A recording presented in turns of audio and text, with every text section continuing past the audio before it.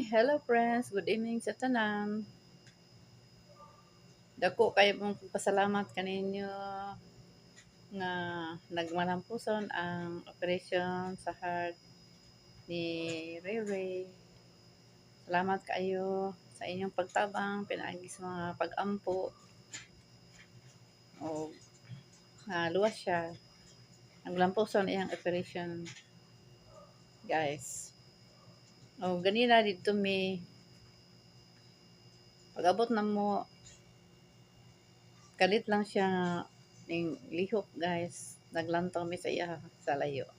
Pultahan, di man pwede makaduol sa ICU good. Bawal man. Pero gipakatulog na sila sa doktor, sa mga nurses ay para dali lang ang recovery. Daghan kayong salamat sa inyong pagtabang, pinagi sa mga pag-ampo ninyo, Redin Fernando, nga namalapusan ang operation. Unya sa kadown, guys, kuhaan na siya og tubo. Salamat kayo nga 100% na iyahang oxygen. Kung i-try nila nga kuha na oxygen kung makaya na ba ni Ray. Ito guys, balik sila kay naay kikita ang doktor nila mag-istorya sa ilaha.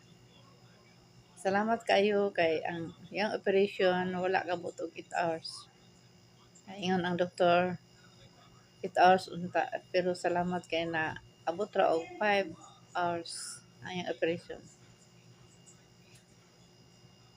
Daghang kayo salamat guys sa inyong kaayo, sa inyong pagtabang, sa mga pag-ambo ni Raydin Timothy Fernando. Thank you. God bless you all. Love you all. Ingat ang lahat. Bye-bye.